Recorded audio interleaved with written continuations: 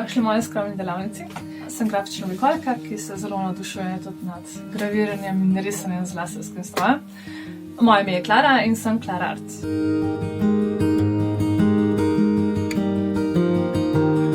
Moje ime je Javor. Ta moja umetniška plat se nanaša predvsem na ustvarjanje z lesa. Delam take lesene luči, večinoma posvečene navdihom iz narave, take kipe, kakšen kos pohištva naredim, malo se ukvarjam z land artom, pišem poezijo, glasbo. Ustvarjam lesene izdelke, pretežno, torej razna vabila iz kartona.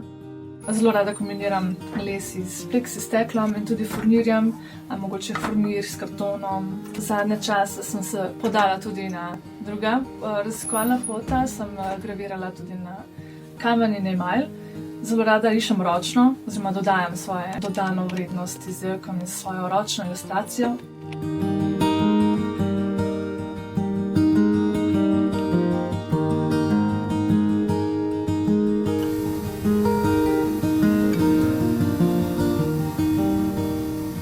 Izdal sem že 2 albuma, pa tudi eno knjižnico pesniških zbirk. Tukaj pa je še ta moja knjižica pod imenom Bohinjske himne, posvečena navdihom iz bohinjske narave. Vsebuje fotografije teh mojih lesenih luči. Tle delam eno novo pesemco, pa sem ravno včeraj dobil posnetke klaviatur. Jih je en prijatelj posnel od doma in mi poslal treke oziroma posnetke. In potem jih jaz v takem programu razporedim oziroma urejam. Potem sem pa na vezi še z enim drugim producentom, s katerim sodelujeva skupaj in tako nekako nastajajo te nove pesmi.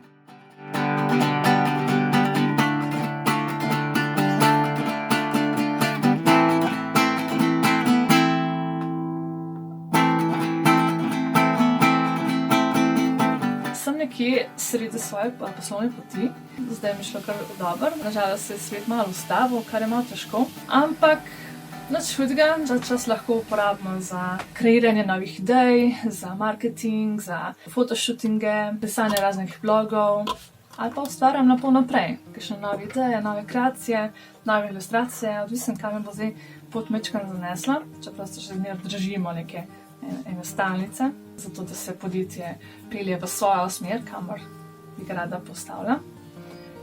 Imam srečo. Imam domače, imam fanta, imam prijatelje, ki mi zelo z veseljem pomagajo. Verjamem, da bomo tudi te čase premagali skupaj. Če stopimo skupaj, bo malo hitreje minilo.